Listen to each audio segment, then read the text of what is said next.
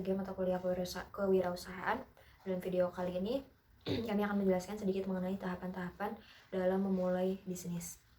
Jadi sebelum kita memulai suatu usaha atau suatu bisnis, terdapat langkah-langkah atau kiat-kiat yang harus kita lakukan, diantaranya yaitu menentukan ide usaha. Nah, ide usaha ini merupakan hal yang terpenting sebelum kita memulai suatu usaha, karena rasanya sangat mustahil jika kita ingin menjalankan suatu bisnis namun tanpa adanya ide sebelumnya. Nah, kenapa sih ide usaha ini menjadi begitu penting? Karena jika kita mengawali suatu usaha dengan ide yang baik, ide yang bagus gitu, insya Allah hasil yang akan kita dapatkan, kualitas usaha kita itu juga ikut baik, ikut bagus juga gitu. Nah, pertanyaan selanjutnya, dari mana sih kita bisa menemukan ide-ide usaha tersebut? Nah, jawabannya yaitu sebenarnya kita bisa temukan dalam berbagai hal atau berbagai aspek gitu. Contoh kecilnya kita bisa temukan dalam kegiatan rutinitas kita sehari-hari, misalnya dari kegemaran kita atau keahlian kita, atau bisa juga dari hal-hal yang kita sukai. Nah, itu semua juga bisa kita menghasilkan ide dari hal-hal tersebut. Kemudian langkah selanjutnya yaitu menentukan rencana usaha. Setelah kita menemukan ide usaha, kemudian langkah selanjutnya yang juga penting yaitu kita harus menyusun rencana usaha. Rencana usaha menjadi hal yang sangat penting untuk kita pikirkan matang-matang sebelum memulai suatu bisnis. Karena jika kita mengabaikan rencana usaha ini, dapat menimbulkan kekacauan di tengah usaha yang nantinya kita jalankan, yang bisa berakibat kemunduran atau bahkan kegagalan pada usaha kita. Maka dari itu, rencana usaha itu sangat penting untuk kita pikirkan matang-matang. Apa aja sih keuntungan dari rencana usaha? Nah, sebenarnya ada banyak. Contohnya, dari rencana usaha ini kita bisa menentukan arah dan tujuan usaha kita. Walaupun misalkan usaha kita ini tergolong masih kecil atau mikro gitu ya, tapi dengan arah dan tujuan yang jelas, dengan rencana usaha yang matang, usaha kita yang kecil ini insya Allah bisa cepat maju dan berkembangnya. Kemudian selanjutnya, dengan rencana usaha juga kita bisa menentukan berapa modal awal serta penghasilan yang kelak kita dapatkan dari usaha yang akan kita jalankan. Nah, mungkin itu beberapa keuntungan dari ketika kita menyiapkan rencana usaha yang matang. Langkah selanjutnya yaitu survei atau melakukan pengamatan. Survei ini juga termasuk hal yang penting sebelum kita memulai suatu bisnis atau usaha, karena dengan kita melakukan survei kita bisa mengetahui kondisi konsumen, lingkungan sekitar, lokasi usaha, pesaing, terus juga target penjualan, pemasaran, dan masih banyak yang lainnya. Dengan survei juga kita bisa mengetahui banyak hal, serta kita juga bisa melihat peluang, seberapa besar peluang usaha kita itu berkembang atau tidaknya. Kemudian jika kita ingin mendirikan usaha di lingkungan yang mendukung, kemudian juga di lingkungan tersebut minim pesaing, dapat dipastikan usaha kita juga bisa maju dan berkembang. Nah, itulah mengapa survei itu menjadi penting, karena itu tadi, dengan survei kita bisa mengetahui banyak hal gitu. Nah, selanjutnya, langkah selanjutnya itu persiapkan usaha dengan baik. Nah, apa aja sih hal-hal yang perlu dipersiapkan? Nah, itu sebenarnya ada banyak. Contohnya yaitu mulai dari kita menyiapkan surat izin tempat usaha, kemudian juga surat izin usaha perdagangan, atau mungkin izin-izin lainnya yang terkait yang harus dipersiapkan dengan baik. Kemudian juga jika kita memulai usaha yang cukup besar, kita juga perlu memerhatikan banyak hal seperti karyawan, kemudian juga alat-alat, mesin, fasilitas, logo, atau mungkin nama bisnis atau usaha kita. Nah, hal-hal itu juga jangan lupa untuk dipersiapkan. Nah, mungkin sekian pembahasan dari saya, yang mana nanti akan dilanjutkan oleh pemateri selanjutnya. Terima kasih banyak, dan mohon maaf jika terjadi banyak kesalahan. Mengenai tahapan untuk memulai bisnis yang kelima, yaitu memulai usaha. Nah, action atau memulai usaha ini merupakan langkah terakhir ya untuk memulai sebuah bisnis. Nah, dimana kalau kita sudah memulai action berarti kita telah siap memasuki gerbang persaingan usaha dengan orang atau perusahaan lain, yang mana ini itu menentukan berkembang tidaknya usaha kita. sebagai seorang pemula khususnya dalam bidang berwirausaha atau berbisnis, memulai suatu usaha memang terasa sangat berat ya. Ada saja hal yang mengganggu pikiran sehingga menjadi hambatan untuk segera memulai usaha. Namun jika seperti ini terus, kapan majunya?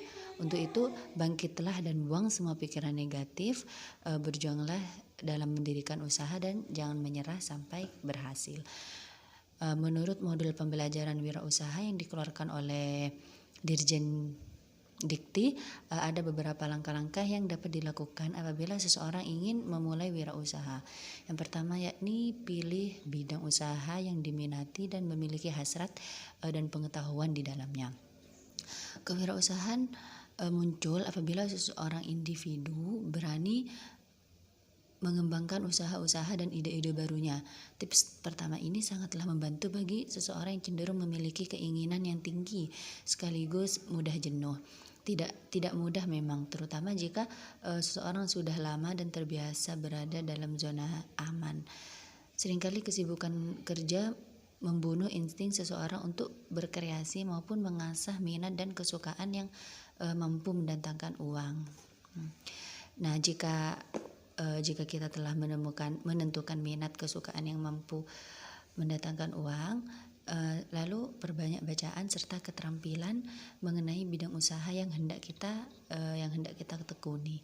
Lalu yang kedua itu perluas dan perbanyak jaringan bisnis dan pertemanan. Nah, sebuah langkah penting di mana seseorang mendapatkan informasi dari interaksi dengan orang lain. Beberapa ahli menyarankan ketika seorang takut berwirausaha secara sendirian, maka mengawali usaha secara kelompok itu merupakan jalan alternatif. Nah, oleh karenanya kualitas dan kuantitas dalam interaksi sosial akan lebih memungkinkan individu akan membuat kelompok dalam berwirausaha. Informasi yang penting ketika akan memulai usaha adalah informasi mengenai lokasi, potensi pasar, sumber modal, pekerja, dan cara pengorganisasiannya. Mungkin cukup sekian yang bisa saya sampaikan. Kurang lebihnya mohon maaf. Assalamualaikum warahmatullahi wabarakatuh. Assalamualaikum warahmatullahi wabarakatuh. Perkenankan saya untuk melanjutkan penjelasan tentang tahap-tahap seorang yang ingin membuka wirausaha menurut Dirjen Dikti. Kemudian untuk yang nomor 3, pilihlah keunikan dan nilai unggul dalam produk atau jasa Anda. Jadi kebanyakan orang itu tidak sadar ketika mulai berbisnis itu terjebak di fenomena banding harga. Padahal kalanya harga itu bukan segalanya. Anda harus mungkin teman-teman bisa mencari celah dan ceruk dalam pasar bisnis teman-teman. Mungkin teman-teman harus menentukan posisi di dalam peta persaingan usaha. Jika teman-teman menilai terlalu tinggi jasa atau produk Anda, sementara hal yang teman-teman tawarkan itu tidak punya keunggulan yang sangat spesifik dan memiliki nilai tambah, maka orang itu akan berpaling kepada usaha sejenis dengan harga dan kualitas yang jauh lebih baik. Kemudian yang nomor 4, jaga kredibilitas dan brand image. Menjaga kredibilitas atau menjaga brand image suatu usaha itu merupakan suatu yang penting dalam memilih usaha, dalam memulai usaha. Seringkali kita ketika memulai usaha merupakan faktor nama baik usaha kita, kredibilitas dan pandangan orang terhadap usaha kita, bisnis kita.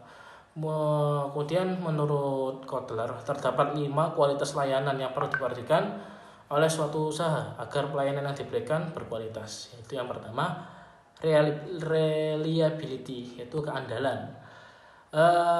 Kemampuan untuk memberikan layanan sesuai dengan yang dijanjikan dengan terpercaya, akurat dan konsisten. Kemudian yang kedua, responsiveness, daya tanggap, yaitu kemajuan untuk membantu pelanggan dan memberikan layanan dengan cepat, serta mendengar dan mengatasi keluhan atau komplain yang diajukan konsumen. Kemudian yang ketiga, assurance, yaitu kepastian, yaitu berupa kemampuan untuk menimbulkan keyakinan dan kepercayaan terhadap janji yang telah dikemukakan kepada konsumen. Kemudian yang keempat, empati, yaitu kesediaan untuk lebih peduli, memberikan perhatian, kesopanan kepada pelanggan. Habis itu yang kelima, berhemat dalam operasional. secara terencana serta sisihkan uang untuk modal kerja dan penambahan investasi alat-alat usaha kita. Banyak orang yang jika sudah untung besar atau usahanya sudah melejit, itu banyak yang melupakan faktor persaingan akan hal yang tak terduga maupun merencanakan pengembangan usaha. Padahal bisnis itu suatu seperti kehidupan, harus selalu bertahan dan berjuang. Banyak pengusaha dan pengrajin atau yang orang berwirausaha itu ketika sudah kebanjiran order atau kebanjiran pembeli dan menerima banyak mereka udah menerima uang yang banyak, malah mendahulukan membeli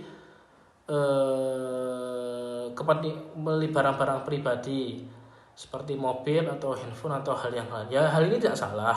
Namun akan lebih baiknya jika keuntungan ini ada yang disisihkan untuk laba dan penambahan modal kerja. Kemudian di samping itu, dalam berwirausaha itu ada hal yang sangat penting dalam membuka wirausaha, yaitu kejujuran. Karena kejujuran ini kunci untuk keberhasilan dan kesuksesan dalam membuka usaha.